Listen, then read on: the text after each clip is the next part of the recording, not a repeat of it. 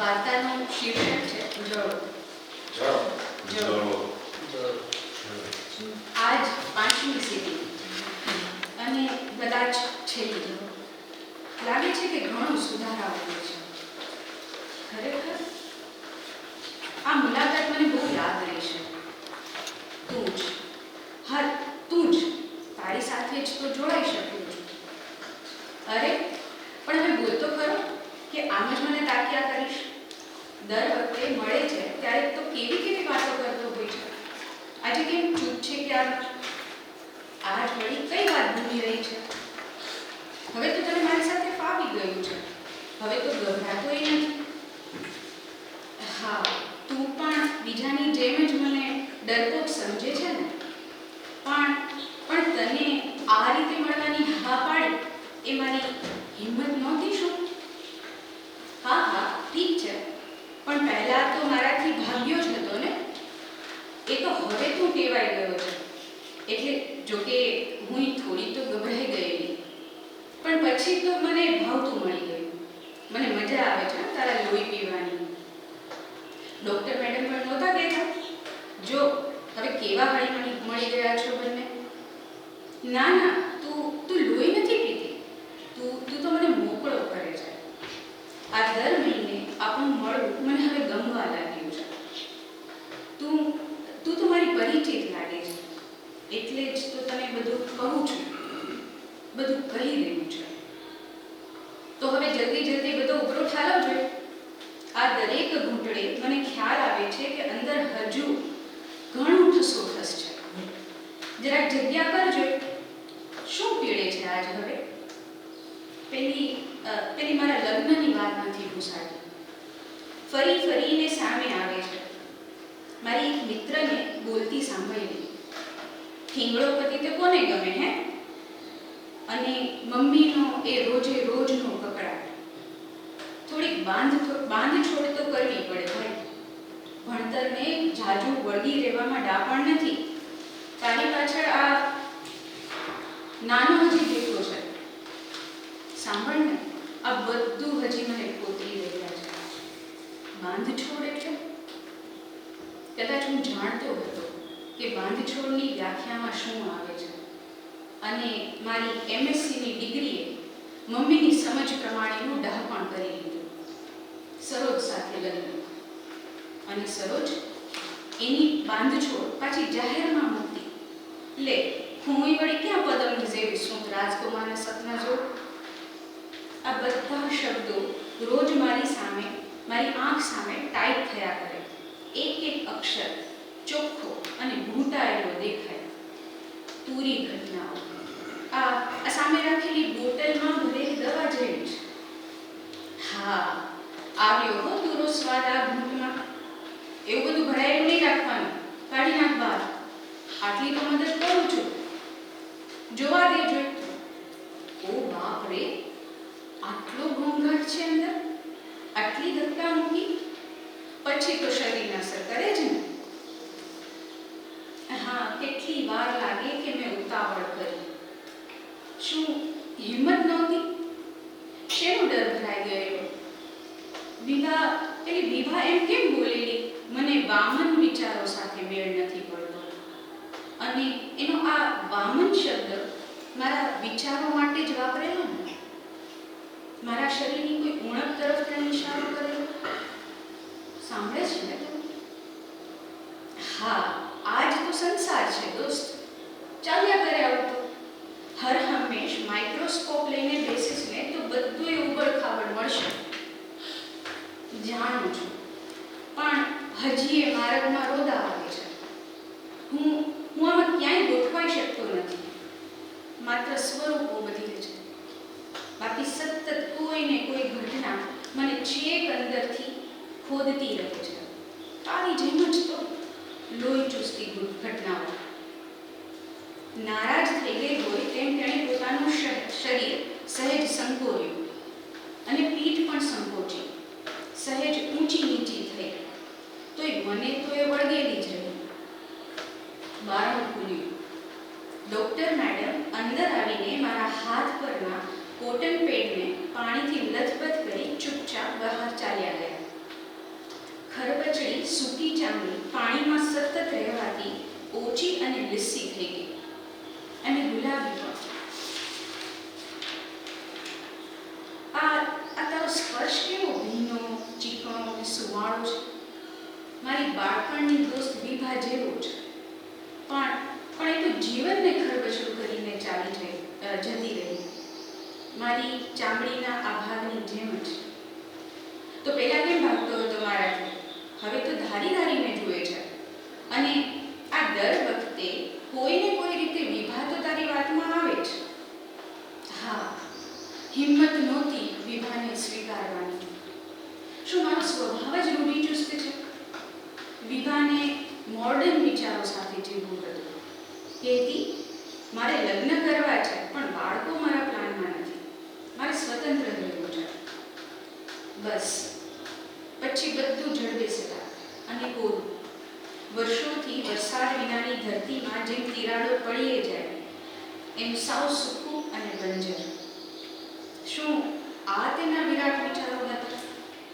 એ 5 વર્ષ બોમ્બે ભણીને આવી પછી સાવ જ બદલાઈ ગઈ. ઘનિષ્ઠ સંબંધો રહે, પણ આટલો કાચો થઈ જશે એ તો મને ત્યારે ખબર પડી. જરાક સળવળી તેણે પોતાનું ચીકણું લીસું શરીર ફુલાવ્યું, મોઢું ઊંચું કરી મારી સામે જોયું. કે મને એવો ભાસ થાય છે, પણ તેનો આ ચીકણો લીસો સ્પર્શ મારી સાથે દર મહિને સતત સંવાદ રચે છે. જોકે પહેલાં તો તેનાથી મને અણગમો હતો, પછી હિંમત કરી. હવે ચીથરી નથી ચડતી. તેના શરીર પર હળવેકથી આંગળીથી સ્પર્શ કર્યો. તે ફરી સળવળ્યું. શરીર સહેજ ફૂલ્યું અને સાથે તરત સંકોચાયું. પણ તોય એ તો ચોટેલી જ રહી. હું સેજ ધ્રુજી ગયો. જળોપચાર. તમામ એલોપેથી અને હોમિયોપેથીની દવાઓ અને મલમથી હારી ખાટી છેવટે આ જળોપચારની ટ્રીટમેન્ટ લેવાનું નક્કી કર્યું. આવી હિંમત કેમ આવી હશે?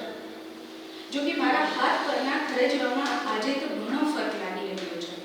ચામડી ગુલાબી થઈ રહી છે, સાવ તાજા જન્મેલા કોઈ બાળકની ચામડી જેવી જ. હા, એ જ તો કહું છું તને. તારું મન પણ તાજું જન્મી રહ્યું છે. હવે ફરિયાદ કરતા સ્વીકાર જોવા મળે છે. સાચું ને? સાચું. પહેલા હું હાથ સંતાડતો, સંકોરાઈ જતો. મારા હાથને જોઈને, લોકોના ચહેરાના હાવભાવ બદલતા જોઈને હું ખૂબ ખમચાતો. ક્યારેક તો બધા વચ્ચે એવી તો ખંજવાળ ઉપડતી કે ધ્યાન જ ના રહેતું કે મારું વર્તન કંઈક અજુગતું થઈ ગયું છે. ગોપાલ મશ્કરી કરતો, કાચો કાગળ આપો. ત્યારે ખૂબ ખરાબ લાગ્યું, પણ હવે મેં એની સાથે જીવતા શીખી લીધી. અરે, આ ગયા મહિનાની જ વાત જોઈ લે ને. સાંભળ, એ સમયે બહાર બીજા પેશન્ટ સાથે મારો વારો આવવાની રાહ જોતો હતો. સામે બેઠેલી એક છોકરી સામે મારું ધ્યાન ગયું.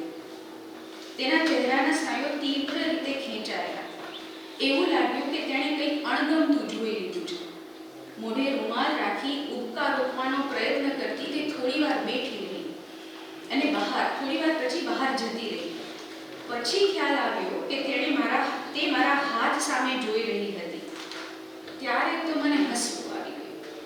પણ સાંભળ ને, પેલું એક દ્રશ્ય હજુ કંડળે છે. મારા નાના ભાઈના 6 મહિનાની દીકરાને તેડતા જ તેણે ખચકાવીને મારા હાથમાંથી લઈ લીધો. તરત ગરમ પાણી કરી ડેટોલથી નવડાવ્યો. હું અંદર ત્યાં ચીમડાઈ ગયો. બારનો પાછો પડ્યો. શું લીલાભાઈ, હવે તો જળો સાથે દોસ્તી પાક્કી થઈ ગઈ છે ને? ડૉક્ટર મેડમ ખંજરી જેવું હસીને બોલ્યા. મારા હાથ પર થયેલા ખરજવા પર મૂકેલી જળોને જોઈને કહે, જો આજ તો બરાબર યોગ્ય જગ્યાએ બાટ આપ્યું છે. આ તો તમે માન્યા નહીં તો એક સાથે 2 જોડો મૂકીને ટ્રીટમેન્ટ કરાવીએ તો જલ્દી ફેર પડી શકે. આટલું કહીને ડૉક્ટર મેડમ ફરી તેના કામમાં વ્યસ્ત. પાણીથી ભરેલી કાચની નાની મોટી શીશીઓ સરખી ગોઠવવા લાગ્યા. દરેક શીશીમાં પાણી ભરેલું હતું. તેમાં નાની મોટી જાડી પાતળી જળો ગૂંચળું વાળીને પડેલી. ઘાટા, લીલા, ભૂખરા રંગના મિશ્રણ જેવો દરેકનો રંગ, તદ્દન નિષ્ક્રિય, શિથિલ, કોઈ હલનચલન નહીં. એક શીશીમાં અત્યંત ભૂખરા કાળા રંગની ઉપર ખૂબ બધા ઝીણા લીલા કાચ જેવા દાણાની ભાત પડેલી એક એવી મોટી જડો ભરેલી હતી, જાણે સાપનું નાનું બચ્ચું જ જોયું. એ બતાવતા ડૉક્ટર મેડમ કહે, આ બ્યુટી ટ્રીટમેન્ટ માટે ખાસ મંગાવવામાં આવેલી જડો છે. મારા આખા શરીરે કમકમાટી આવી ગઈ. તે શીશી ઉપર મેડમે કોઈ પેશન્ટનું નામ લખ્યું. દરેક શીશી ઉપર પેશન્ટના નામવાળું સ્ટીકર ચોંટાડેલું હતું. એક ઉપર મારું નામ, મિલાપ વશિષ્ઠ. એ મિલાપ એટલે હું જ ને. એ કોઈ અજાણ્યા માણસનું નામ હોય એમ કેમ લાગે છે? હું એ બંધ શીશીમાં ક્યાંક મિલાપને શોધવા લાગ્યો. જડોએ ફરી ખરજવા પર હળવો ચટકો બેસાડી તેની હાજરીનો ખ્યાલ આપ્યો. ધીમે ધીમે તેનું શરીર ફૂલાઈ રહ્યું છે અને સાથે ધીમે ધીમે તેની લંબાઈ પણ વધી હોય તેમ લાગ્યું. કોટન પેડ ઊંચકીને તેને જોઈ લીધી. હાથ ઊંચો નીચો કરી સહેજ હલાવ્યો. તે તો તેના ઝીણા વાળ જેવા દાંત ભરાવીને ચોંટી જ ગઈ હતી, જીવનની અમુક ઘટનાઓની જેમ જ. અરે રે, નકરો કાટમાળ છે અંદર. કેટલું બોલવું, કેટલું બોલવું, કેટલું તો બંધિયાર છે. આ લોહીના બગાડમાં એ બધું દેખાઈ આવે છે. શું શું બાજેલું છે. તારી સાથે તો હું માઇલોના માઇલોનું અંતર કાપું છું, તારી અંદર. અને આ વળી શું ગંઠાયેલું પડ્યું છે? અરે એ જ કદાચ હું, મારી અંદર વસતો મિલાપ વશિષ્ઠ. બહાર નથી પડી શકતો એટલે ત્યાં નાસી જાય છે. સાંભળે છે ને તું? ખુદને આટલો ગોપાવીને કેમ બેઠો છે? ડૉક્ટર મેડમ કહેતા હતા કે ચામડીના મોટા ભાગના રોગ સાયકોસોમેટિક હોય છે. તેઓએ કહેલું, શરીર અને મન એકબીજા સાથે સંકળાયેલા છે. મન પ્રસન્ન તો શરીર સ્વસ્થ. શું ડૉક્ટર મેડમનો ઈશારો મારા અસ્વસ્થ મન તરફ હતો? તને ખબર છે અસ્વસ્થ કેમ થઈ જવાય છે? આજની વાત કરું. મમ્મીએ ભાઈને લીંબુ પાણી આપ્યું. રોજ આપે છે, નાનપણથી આપે. હું ત્યાં જ હોઉં આસપાસ. મને એમ પૂછે ખરા, તારે તો નહીં પીવું હોય ને? હું ના કહું. ભાઈ નબળો છે, મમ્મી કહે છે. ઓછા મહિને જન્મે છે. ભાઈને માટે એરી રાખી. ભાઈથી નહીં ઉંચકાય, રેવા દે. તું જઈ આવ. તે બહુ થાક્યો હશે. નાનપણથી આવી સમજણ રોપાઈ ગઈ છે. ના, રોપવામાં આવી છે. ચૂપચાપ બધું ગોઠવાઈ જાય છે. હું બસ જોયા કરું છું, બોલાતું નથી. અને ડૉક્ટર મેડમ મને પ્રસન્ન રહેવાનું કહે છે. કોઈ પ્રશ્નના જવાબ ના મળે તો, અંદર બધું દોડાયા કરે તો, અસ્પષ્ટ ઉદ્ગારો સતત અથડાયા કરે તો, આમ કેમ? આ રોજ નિશીમાં લખાતા શબ્દો હોય તો, આ બધું જ મને આ તારા લોહીનો જે ઘૂંટડો ભર્યો ને, એમાં બધા જ શબ્દોના પડઘા મેં સાંભળ્યા. શું છે આ બધું? કડવું છે. ડૉક્ટર મેડમ પેલી સુદર્શનની કડવી ફાંકી આપે ને એવું જ કડવું. સમીર હોશિયાર, આ છોકરો મારો આગળ આવશે. મને ક્યારેક એમ લાગે કે હું ઓરમાયો છું. છી, મા વિશે થોડું આવું બોલે. સોરી, પણ નાના હતા ને, સાંભળે છે ને, નાના હતા ને ત્યારથી જ સમીર લાડવો તો ખરો જ. શું કારણ હશે? મીઠડો છે. હવે તો તેણે ડૉક્ટર બનીને બધાના મન જીતી લીધા. અને મારું કદ એમઆરની જોબ સુધી જ પહોંચી શક્યું. આખરે મેં મારી જાતને લીલીપૂટ તો સાબિત કરી દીધી. અણસારો તો આવે છે હો, દુભાયા કર્યો છે. કદાચ એટલે જ બધું અંદર શિથિલ અને કઠણ. ક્યાંય નજાકત કેમ નહીં? કેટલું તાર સ્વરે નીકળે છે. અરે આ ફરી એ જ ભાગ, હું જ મિલાપ. સંગીત. નાનપણથી મને ગાવાનો શોખ. સંગીત કંઈ ઘર નહીં ચલાવી આપણે. આપણામાં આવું ગાવા વગાડવાનું ના આવે. ગજેથી કરાવી છે કે શું? આ અને આવી કેટલીય હોહામાં મારો અવાજ દબાઈ ગયો. જડો હવે પૂરેપૂરી ફૂલાઈ ગઈ હતી. તેનો ભાર વધ્યો. એ જ હાથના બીજા ભાગ પર ખરજવાની સુકાઈ ગયેલી ચામડી અને થોડી ઉખડેલી ચામડીની ફોતરીઓ કાઢવાનું મન થયું. એક હળવી ચીસ નીકળી ગઈ. અરે ઓ મીલાભાઈ, આ શું કરો છો? આ ચામડી કઈ સાવ ડેડ ના હોય. અચાનક જ આવી ચડેલા ડોક્ટર મેડમે મોટા અવાજે કહ્યું. હું સહેજ હેપતાઈ ગયો. કંઈ બોલી ના શક્યો. ડોક્ટર મેડમ હવે સીટિંગ પૂરી કરવાની તૈયારી કરવા લાગ્યા. એક ટ્રેમાં કોટન પેડ, બેન્ડેજ, હળદર અને ઘાટા બ્રાઉન રંગની અને તીવ્ર ગંધવાળા પ્રવાહીની બોટલ વગેરે ગોઠવવા લાગ્યા. પણ મારે બેસવું છે હજી. મારે વાતો કરવી છે. મારે નથી જવું. મને તો હસવું આવે છે. જડોની જેમ તો તું હવે મને વળગી રહ્યો છે. એક વાત કહું, તારામાંથી તો મેં ઘણું વીણીને ખેંચી લીધું છે. તોય લાગે છે કે હજુ ક્યાંક કચવાટ તો છે. સાચું, કેટલોક એવો સમય છે જેમાં મને હંમેશા છેડું પડી જતું. એક પછી એ બેરોજગારીના દિવસો, એમએસસીની ડિગ્રીએ મને વધુમાં વામન કરી બતાવ્યો. પપ્પાનું એક જ સપનું, 2 ભાઈઓ ડૉક્ટર બને. પણ મારાથી સ્પર્ધામાં ના પહોંચાયો તે ના જ પહોંચાયો. પપ્પાની આંખો હંમેશા ઠપકાથી માંજેલી રહી. નોકરી છૂટી, સમાજ વળગ્યો.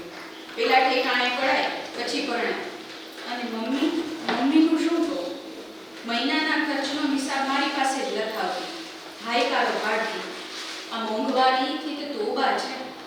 અને સંબંધોની કચાશ નજરે ચડવા લાગી. કાકા કહે, ઘર બેઠા કરતા મારી દુકાને આવતો જા, 2 પૈસા ઘરે આપી શકીશ. અને ફૈબા તો મને જોઈને પપ્પા પાસે રડવા જ લાગતા. એમ ભાઈ, કાંઈ ટ્યુશન જેવું કરે તો. અને આ સરોજ અમારા 6 મહિનાના બાળક ઉપર ખીજ ઉતારે. અરે એ કચકચ કરે ને, આ આટલામાં ચલવી લેતા શીખ લ્યા. પહેલા એલઆઈસીના એજન્ટ, પછી બેંકમાં પણ કામ કરી જોયું. છેલ્લે એમાં તરીકે ગોઠવાયો. હું 21 વર્ષે બધું ઠાલવતો રહ્યો. પણ જડોએ આ વખતે કંઈ જવાબ ના આપ્યો. એનું હલનચલન બંધ થઈ ગયું. લો મીલાભાઈ, આજ તો જડોએ ધરાઈને લોહી પીધું છે. જુઓ તો ખરા કે આજ તેણે કેટલું બધું લોહી પીધું છે, પણ હલી ચાલી પણ નથી શકતી. ડોક્ટર મેડમે હાથ મોજા પહેર્યા. પછી મારો હાથ ટેબલ પર ગોઠવ્યો. હું સાદ પાડી ઉઠું છું. તું સાંભળે છે ને મને? પણ જડો તદ્દન શિથિલ, નિષ્ક્રિય પડી ગઈ. મારે હજી પેલું તને કહેવું છે, પેલું તો બાકી રહી ગયું. હું નાનો હતો ત્યારે કાકાએ ખૂબ મારેલો. હું 10મા ધોરણમાં નાપાસ થયેલો ને પેલી ઘટના જેમાં નિશાળમાં છોકરાઓ મને વેત્યો કરીને ભજવતા. આજે સમીર મને ક્યારેક મોટા ભાઈની જગ્યાએ નાના ભાઈએ બહાર દઈને કહે છે. નાનો હતો ત્યારે મારાથી ઘઉં દળવાનો ડબ્બો ના ઉંચકાતો. મિલ દૂર હતી. રાત્રે શરીર તૂટતું. સાંભળે છે? મારે સમીરને કહેવું છે, મને પપ્પાની મિલકતમાં રસ નથી. મમ્મીને કહેવું છે, જુદું રહેવા જવું છે, પણ સમાજ કહેશે, લ્યો મા બાપ ના સચવાયા. પપ્પાને કહેવું છે, મારી સાથે પણ ક્યારેક વાત કરો ને. પપ્પા, સમીર સત્યને ફેરવી તમારી સામે મૂકે છે. તમે ઓકે છો ને મિલાભાઈ? શ્વાસ કેમ આટલા બધા ઝડપથી ચાલે છે? બીપી લો થતું હોય એમ લાગે છે. આ ચોકલેટ મોંમાં મૂકી રાખો. ડોક્ટર મેડમ મને હાંફતા જોઈને બોલ્યા. મેં માત્ર ઉદ્ગાર આપીને તેઓને નિશ્ચિત કર્યા. પણ હું ક્યાંક ખૂબ ઝડપથી દોડી રહ્યો એમ લાગ્યું. ડોક્ટર મેડમે જડો ઉપર હળદરનો પાવડર છાંટ્યો. એમણે એક હાથે જડોને પકડી અને સેજ ખેંચવાનો પ્રયત્ન કર્યો. પણ જડ થઈને જડોએ મારી પકડ ના છોડી. મારો અવાજ અંદર પડઘાતો રહ્યો. સાંભળ ને, મને એમ ના છોડ ને. મારે મમ્મી પપ્પાને કહેવું છે, મેં સમીરને નહોતો પછાડેલો. તેણે ત્યારે જીદ કરી એટલે તેડેલો. સામેથી સાયકલ આવી એ ખબર જ ના રહી.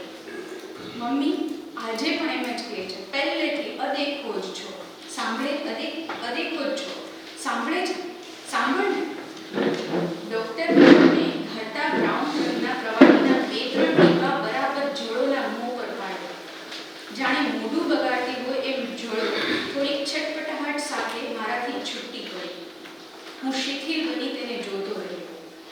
હાથ પર બેન્ડેજ લગાવી ડૉક્ટર મેડમ જળોએ ચૂસેલું મારું લોહી જળોને દબાવીને એક ટ્રેમાં કાઢ્યા.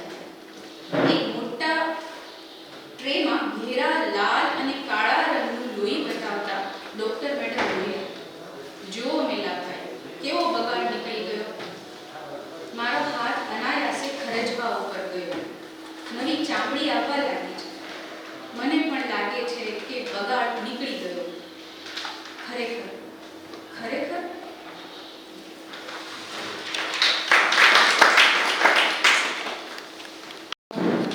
વર્ણન સોરી વાર્તામાં સરસ રીતે જાય છે.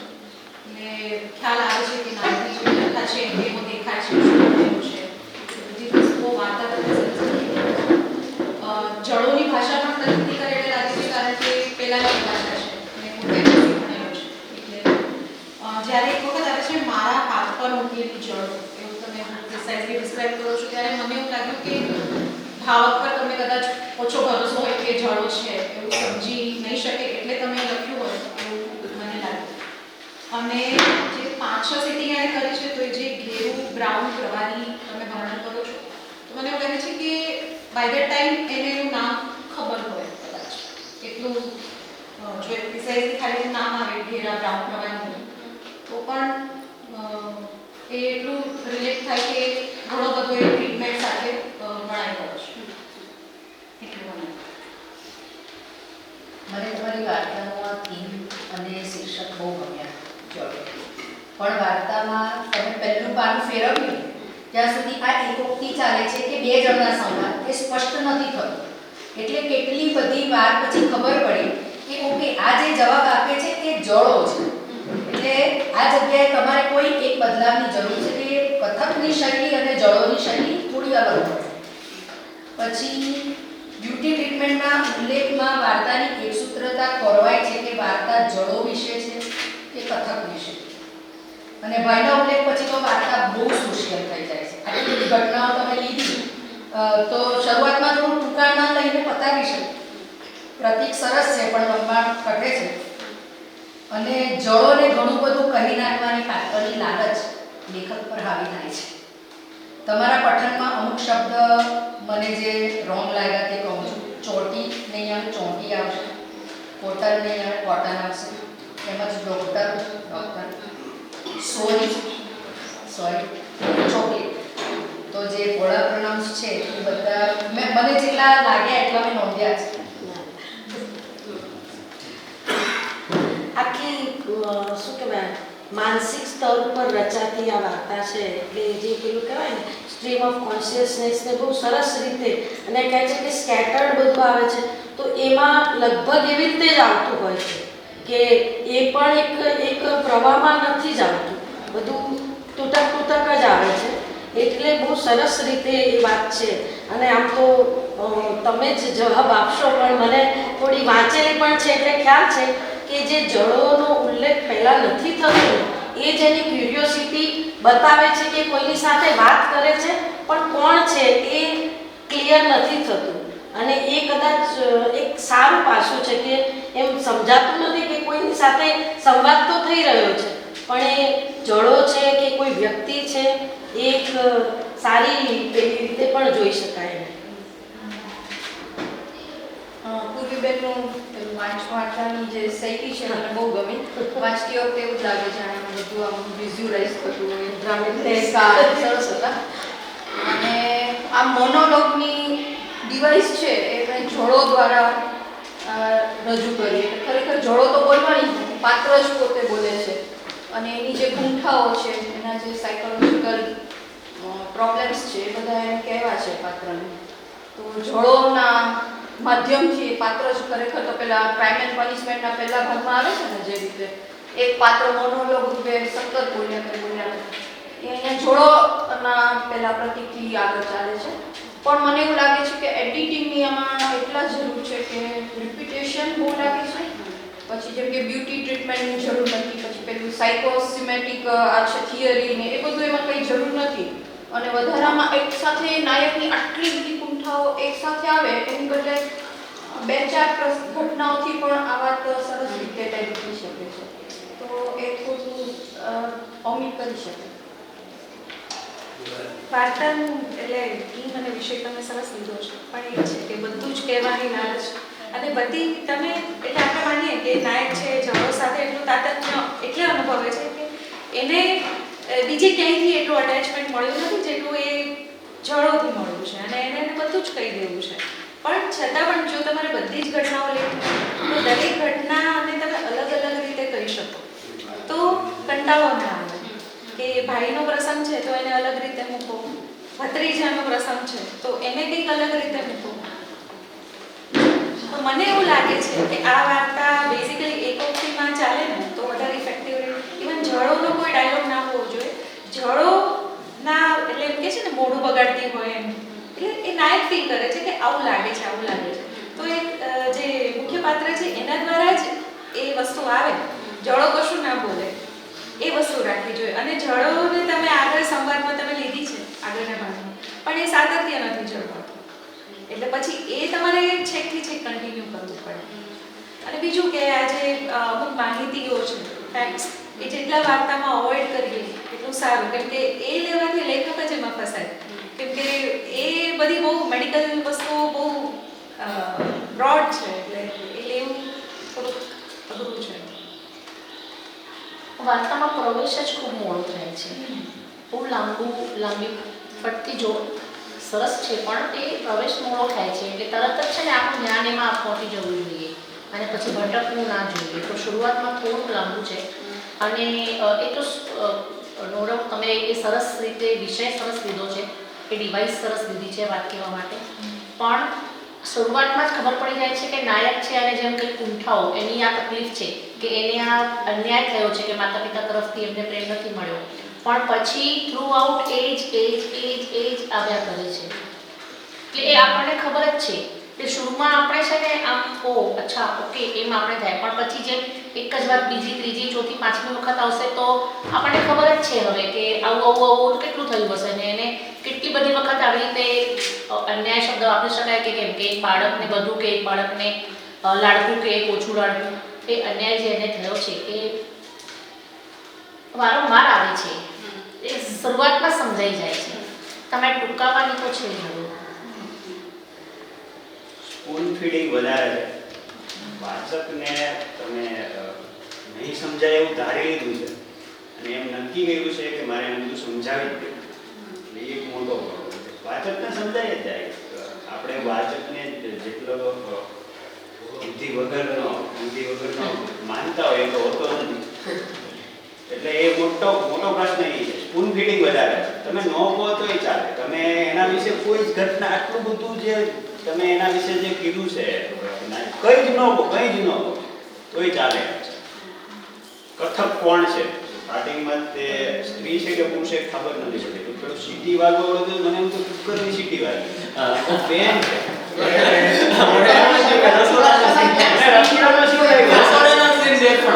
સીટી વાગવાનું રસોડામાં કોઈ બેન ઉભા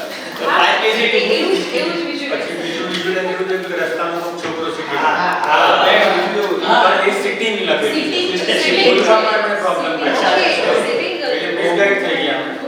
પેલા તો અમને બધા કુકરની સીટી છે પછી રસ્તામાં કોઈ છોકરો સીટી વગાડી રહ્યો છે અને હવે છોકરી છોકરા સાથે વાત કરી રહી છે.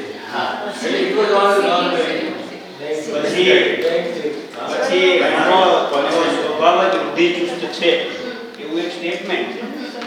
તમારો સ્વભાવ વૃદ્ધિચુસ્ત હોય તો તમે એવું કહો નહીં કે મારો સ્વભાવ જ વૃદ્ધિચુસ્ત છે. એટલે સ્ટેટમેન્ટ છે. એવું સ્ટેટમેન્ટ બને ત્યાં સુધી એવોઇડ કરવા. જડોપચાર કરવાનું નક્કી કર્યું એ આખું જે ફકરો છે ને એ તો ચાલુ જ છે. જડોપચાર કરવાનું નક્કી કર્યું એટલે તમે એ જ વાત કહો છો જે વાચકને ખબર જ છે કે આ જડોપચાર જ ચાલુ છે. એ આખું વધારે આખો ફકરો કાઢી નાખો તો વાંધો ન આવે. એટલે પાત્ર વિશેની માહિતીની કોઈ જ જરૂર નથી. એને એમએસસી કર્યું, એને એમઆર કર્યું, પેલા આમ હતો, પેલા કોઈ જ જરૂર નથી. તમે એક જ ઘટના ઉપર એ જ ઘટના ઉપર તમે ફોકસ રાખો તો એ ચાલે એમ છે. ક્યાંક બહુ વધુ આમ કહેવાય કે મને એમ લાગ્યું કે 50% જેવી વાર્તા વધારે, 50% તમે એડિટિંગ કરો તો ચાલે. મોટા ભાગનું તો નરેન્દ્રભાઈ જે કહ્યું એ મેં પણ નોંધ્યું. એક રીતે આમ જોવા જઈએ તો વાર્તાનો કથક જે છે નાયક, એને જો આપણે ફેરવીને જડોને એક કથક તરીકે તમે લો તો વાર્તા હજુ કંઈક અલગ રીતે પ્રસ્તુત થઈ શકે એમ છે. કારણ કે અંતે તો જે નાયકની વેદના અને બધું જે છે એની જે ફરિયાદો છે, એની જે ગાંઠો છે એ તો જડો જ ચૂસે છે અને પાછું બોલવાનું પણ નાયક જ છે. એટલે આમ જોવા જાવ તો એ કોન્ટ્રાડિક્શન થઈ જાય છે કે નાયક જ બોલ્યા કરે છે અને નાયક જ પોતાની પીડા કયા કરે છે. તો પછી જડોનું તો કોઈ રહેવાનું થતું જ નથી. ખાલી એ તો એક પાત્ર તરીકે ત્યાં આવે છે અને ઉપચાર કરે છે. તો ઉપચાર કરે છે તો એના દ્વારા જો એ વાર્તા કહેવાય ને તો વાર્તા કંઈક જુદી બની શકે.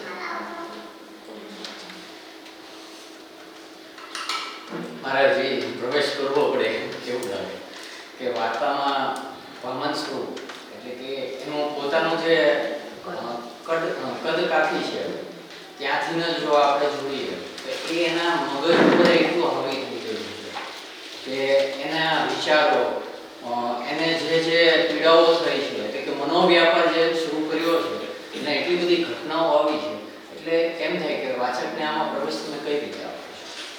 અને બીજો પ્રશ્ન મને એ થતો હતો કે ભાઈ આ જડો છે એ એના સંવાદ ક્લિયર નથી થતો. મને એવું કે આમ એક એ કઈ રીતે મૂવમેન્ટ આપે છે, એની ભાષા કઈ હશે. કારણ કે એ પાત્રની ભાષા તો ચાલો આપણે માની લીધી, પણ એ જડોની ભાષા કેવી હશે એટલે ત્યાં મને થોડું પેલા થોડીક અઘરી વાત હતી.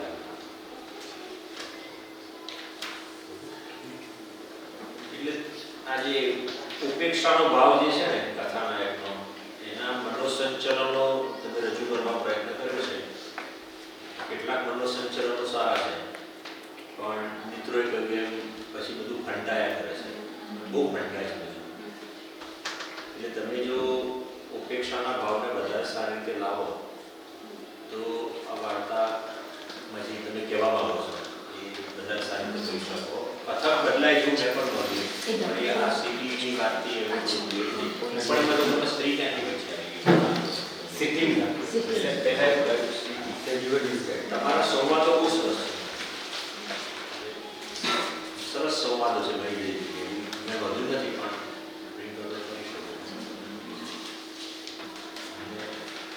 બસ આ પ્રવાહ જેને કહે સિંગલ અને વાર્તામાં કોઈ ઇફેક્ટ આવી જોઈએ એ તરફ લેવા માટે તમારે બુક અને જરા બધા મિત્રો બધી વાતો ઘણું બધું ગાળી શકાય છે.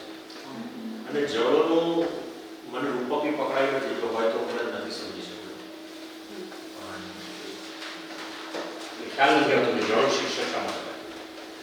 મને એક્ઝેક્ટલી એમ કે આ વાર્તામાં જળોની શું જરૂર છે. કારણ કે તમે એટલું બધા વોકલ થઈ ગયા ને તમારી વાર્તા સાથે, બધું જ કહી દીધું છે એટલે એક તો મેદ વધી જાય એમાંથી. અને જો બધું જ કહી દેવું તો જળો શું કામ છે.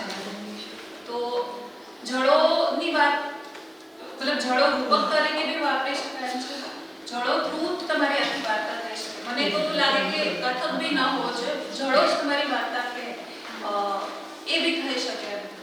અને આટલું બધું જે લાલચ તમને બહુ છે એમાં કે બધું જ કહી દો એ ના હોવું જોઈએ. એક બે ઇવેન્ટ બહુ થઈ ગઈ કારણ કે મેઇન તો સુર એની વ્યથા જે છે એનું એકલાપણું છે, એનું જીવન કેવું છે એ ખાલી 2-3 ઘટનાથી આવી જાય ને ખૂબ જ ગંભીર વાર્તા. એટલે જે જળો થ્રુ જ કહેવાયું છે. ડિવાઇસ બહુ સારું પકડ્યું છે. જો કામ કરશે તો બનશે સારું. બાકી આ બધા કીધું એટલે આમાં છે ને બે વાર્તાઓ છે. એક તો જળોપચાર કરવા સુધીની જે વાર્તા છે ને એમ સંકુલ રીતે ચાલે છે. કેટલાક મિત્રોને સાંભળવામાં એવું લાગ્યું કે આ જડો છે કે નહીં એ મોટું ખ્યાલ આવે, કદાચ વાંચવામાં વધારે ખ્યાલ આવે. પણ પછી આમ તમે એટલું બધું સરળીકરણ કરતા ગયા આ વાચકને આમ પાથીએ તેલ નાખીને જે પેલું કરવાની છે ને વાત, એને બદલે તમે 3 પેજ ઓછા કરી નાખો, પ્રસંગો ઓછા કરી નાખો. આમ અંતે ખ્યાલ આવી જાય છે કે એક સંવેદનશીલ વ્યક્તિનું માનસ છે એ જે કોમળમાંથી ખરજવાની ચામડી સુધી આખું થઈ ગયું છે આળું. તો એના માટે બધા મિત્રોએ કહ્યું એટલા બધા પ્રસંગોની જરૂર નથી, આટલા બધા પ્રસંગો એકદમ સરળીકરણ કરીને કહી દેવાની પણ જરૂર નથી. એટલે 3 પેજ તો ઘટાડો અને શ્લોક સાથે અંદર પછીની વાર્તાને તમે ફરીથી લખો તો ઘણી સરસ વાર્તા થશે. આ પ્રકારની ડિવાઇસ આ પહેલાં તો આવી નથી, આ ચળોનું પાત્ર, એટલે એ તમને બહુ સરસ કર્યું છે. પણ પછી અડધી વાર્તા પછી તમે આળસ કરી ગયા છે. આ છોકરાઓની કેવું? હા બોલો એમાં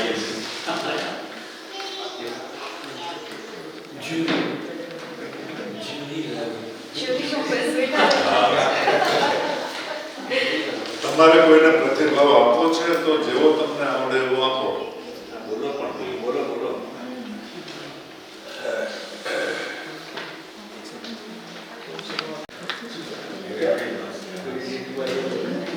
બીજા કોઈને બહેનોમાંથી જોડોની ખબર કેટલા?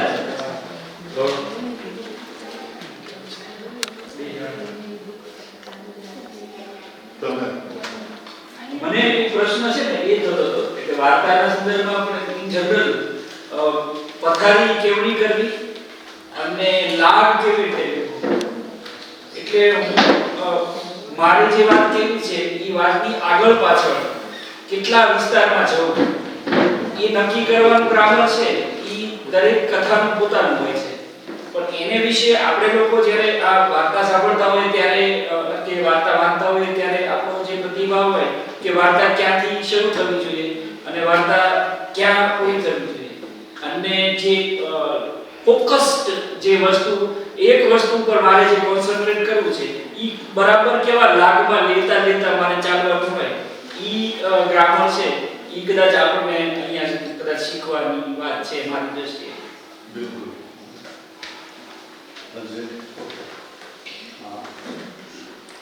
સિટીની વાત નહીં કરી. પછી એક બીજો મુદ્દો આવે છે કે કોઈ બાળપણમાં કંઈક કર્યું, કોઈ છોકરીએ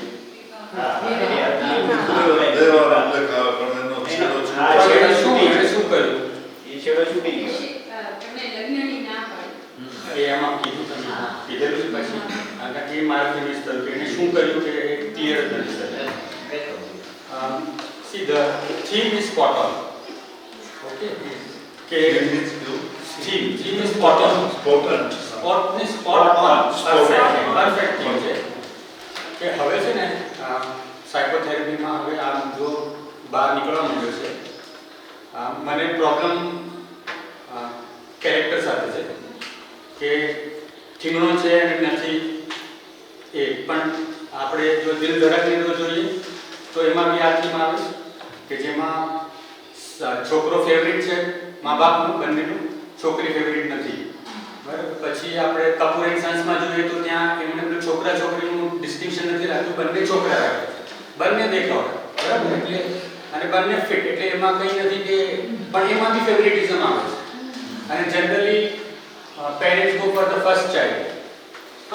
તો આ બધી વસ્તુ હવે એકદમ જ નોર્મલ થઈ ગઈ છે કે સાયકોથેરાપીમાં અને દરેક પેરેન્ટ્સ આ કરે જ કરે. એટલે મને એ બહુ જ ગમ્યું કે ગુજરાતી વાર્તામાં હવે આવી ગયું છે કે આવું જોઈએ કે સેન્સમાં કે મા બાપની બહુ આરતી ઉતારી જરાક જુદી રીતે જોવાની જરૂર છે. તમે કેટલી ઇન્ફોર્મેશન આપો છો પાત્ર વિશે એની સાથે મને કોઈ વાંધો નથી અને એ આવવી બી જોઈએ. ગુજરાતીમાં હું પછી એના વિશે બી વાત કરીશ કે થોડુંક ખબર નહીં તકલીફ છે બધાની ઇન્ફોર્મેશન વિશે. પણ પછી હું ગોગોલના સંદર્ભે, ચેખોવના સંદર્ભે, રેમન્ડ કાર્વરના સંદર્ભે, હારુકી મુરાકામીના સંદર્ભે વાત કરીશ અને આખા જેપનીઝ રાઇટિંગ સિસ્ટમના સંદર્ભે વાત કરીશ પણ અત્યારે નહીં. પણ વચ્ચે એક વાર મારે જવું પડ્યું એટલે મને પ્રસ્તારની વાત કરે છે ખ્યાલ નથી આવ્યો. તમે કેટલી ઇન્ફોર્મેશન આપી છે આ થીમને ડેવલપ કરવા એ મને ખ્યાલ નથી પડ્યો અને વધારે હશે તો બી મને એમાં કંઈ બહુ વાંધો નથી લાગતો કારણ કે ડેવલપ થવું જોઈએ. મને તકલીફ ત્યાં થાય છે પેલું થીમમાં છે માટે એને તમે નોન ફેવરિટ બનાવો છો અને સાયકોલોજીમાં ટર્મ્સ બી છે ગોલ્ડન ચાઇલ્ડ અને બ્લેક શીપ. હા તો હવે તમે પેલું બ્લેક શીપ પણ એ જો ન હોત થીમનું તો બી થાત ને ઇસ્યુ તો બી થવાના જ છે કેમ પેલું મોટો હોશિયાર છે ને ડોક્ટર થયેલો છે એટલા માટે એમએસસી જરૂરી છે કે એમાં છે થયેલો છે કારણ કે એ કમ્પેરિઝન આવે છે એ પેરેન્ટ્સ કરી રહ્યા છે એટલે ઇન્ફોર્મેશન વેલિડ થાય એનો વાંધો નથી. પણ પછી પ્રસ્તાવની શું વાત છે મને કે આઈ મિસ આઉટ એટલે હું ત્યાં વાત નહીં કરું પણ મને થીમ બહુ જ ગમી પણ આ બધી કમેન્ટ્સ બી મને બહુ ગમી એટલે you should think about that કે જળોની ડિવાઇસ વિશે બી વિચારવાની જરૂર છે એમને જે કીધું ટાઇટલ વિશે મને પણ ખરેખર એટલી એટલે તારે વાત પછી કહેવાનું કંઈ જ રહેતું જ નથી. આ રૂપકને જે સ્તરે જાણે એટલું પોટેન્શિયલ પણ છે એટલું જબરદસ્ત થઈ ગયું. મને લાગે તારા ક્રિએટિવ પેલા પ્રોસેસમાં મને એમ લાગે છે કે આ રૂપક તને જડ્યું આ જડી ગયું છે એને હવે તે ક્યાંક ફેંકાય નહીં જાય એની બહુ કાળજી રાખવાની મજા આવે છે કારણ કે એકદમ ફ્રેશ અને અલગ છે અને એનામાં ઘણી બધી શક્યતાઓ બધી પડેલી છે બરાબર જે હશે ને કે ફાટફાટ થાય એવું છે બધું જળો બાકી સામાન્ય જે છે તને ધ્યાનમાં છે એ ગુજરાતી કવિ જળ અને એ વાત બી સાચી છે કે જળો એ જે ચોંટી એ ચોંટી તમારું એ પોતે ઉખડીને ખતમ થઈ જશે કંઈ પણ તમે ચામડી લઈને જાય એટલે એ આટલું પાવરફુલ ક્યાં મળે આપણને રૂપક અને બીજું લોહી પી જાય. હા લોહી પી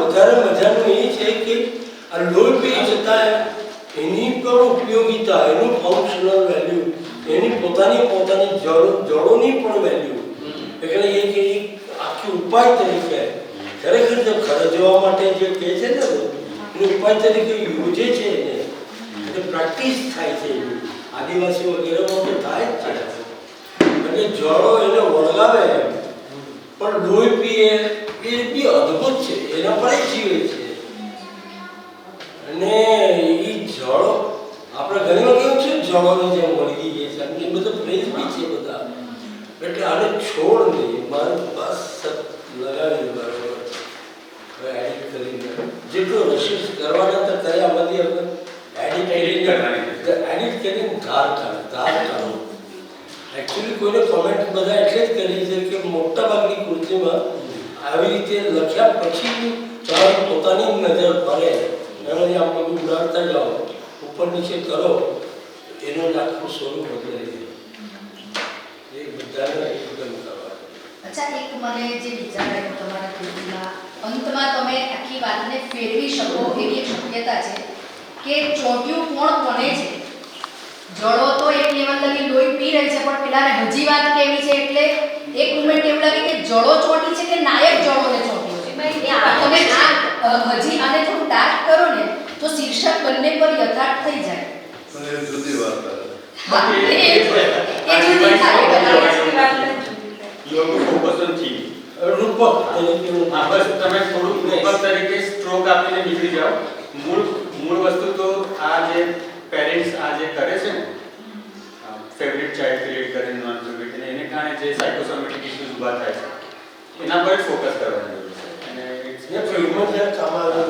એટલે એમાં થોડું પછી એને બહુ ડેવલપ કરવાની જરૂર નથી ડેવલપ તો આ ઇવેન્ટ્સ કરવાની જરૂર છે કે અહીંયા થયું અને આટલા બધા પેરેન્ટ્સ આ જ કરે છે અને એઝ હ્યુમન્સ તમે આ જ કરો છો કેમ કે નથી એટલે ચાર પેજ જ કરવાની જરૂર છે આખી વાત ના એટલે એમ છે જે શક્યતા એ બધી છે કે કોનું લોહી પીવાય રહ્યું છે બી આવે તો વાંધો નહીં આવે મને લાઈન સાથે કોઈ વાંધો નથી જો તમે અમને ગ્રુપમાં કેટલા પાના 18 પાનાની ભૂગોળની વાર્તા મૂકો અને પછી તો 4 પાનામાં વાર્તા પૂરી કરો તો ન ચાલે સાહેબ.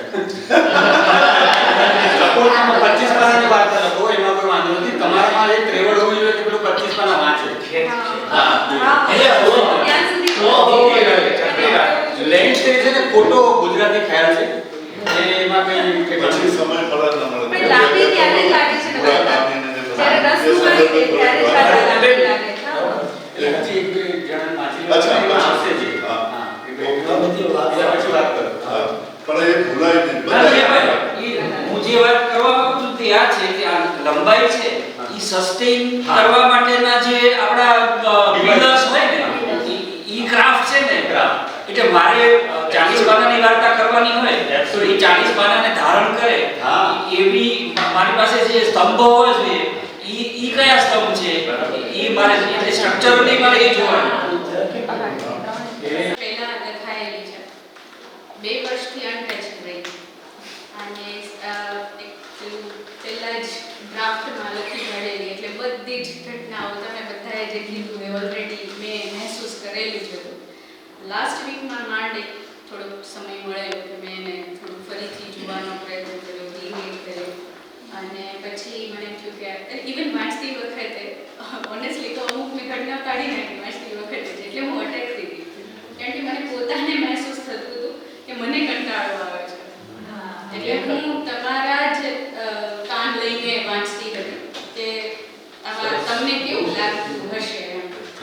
મને પોતાને પણ એવું થતું હતું કે અતિ થાય છે અને બાકી બધા બહુ કન્સ્ટ્રક્ટિવ ફીડબેક મને મળેલા છે. પ્રોનન્સિએશનની બાબતે પ્રોનન્સિએશન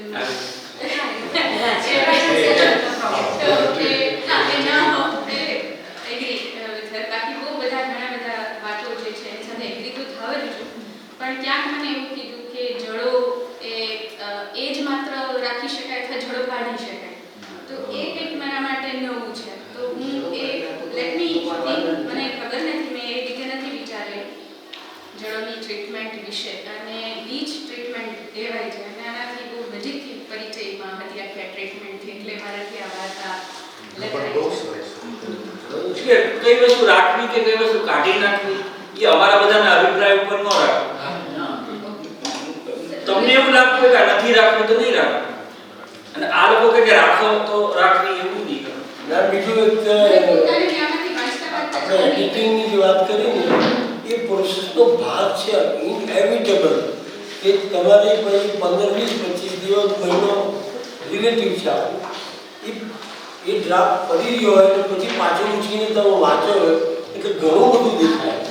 અત્યારે તમે જે વાત કરી કે વાંચતા વાંચતા મને થયું ધેટ્સ વન્ડરફુલ પણ પછી આવી રીતે પણ થાય તમે કીધું એ ડ્રાફ્ટ મૂકી દીધો હોય બીજું તમારું લેખન ચાલુ રાખો એવું કંઈ બીજું પણ ચાલે પણ એ પાછી તમે જે ઉપાડો અને વાંચો ને પછી તમને ઘણું બધું આપતું દેખાવ ઘણું બધું એટલે ને એક માત્રા વધી ગઈ હોય ગાનો હોય ને બધું દેખાય રહી ગઈ હોય તૂટી ગયું હોય બધું દેખાય ખરેખર કોઈ પણ જોનારને પ્રેક્ટિસ કરનારને તો દેખાય એટલે એવું પાછું કાઢવાનું બધું ટાક ટાક ટીક ભલે તો 4 વાર કે 5 વાર એડિટિંગ એવું નથી કે એક જ વાર થઈ જાય એ દરેક વાર જ્યારે જ્યારે તમે ઉપાડો ત્યારે કંઈ ને કંઈ એક શબ્દ તો લાંબો પેરેગ્રાફ કંઈક ઉડાડતા જ જાઓ. અચ્છા ઉડાડતો જાઓ ત્યારે આપણને ખબર છે કે આપણે કોઈ મોટી હાથમાં હોય પાણીમાં નથી ફેંકતા એટલે તરત જ ખ્યાલ જ આવે કે શું આમાં કીટી કસ્તર છે એટલે કીટી કસ્તર એને નીકળતા જાય અને એમ મંજા અને પેલી ભાષાથી આમ ભાષા પણ મંજા થઈ જાય એક શબ્દ પણ બીજું ઉચકીને મૂકી દે તો બધું જળાહળા થઈ જાય. આ બધું થાય એડિટિંગનો ભાગ જ છે એ નથી દેખાતા ભલાવાની ચરમાં એ કરો આવું અવાજ ધીમો કરી દો ને એટલે ઓનેસ્ટલી એમાંથી અમુક ઘટનાઓ કાઢી તો નાખી પણ લાસ્ટ 2 વર્ડ્સ છે ને તો એડ કરી અત્યારે વાંચતી વખતે અને બરાબર સરસ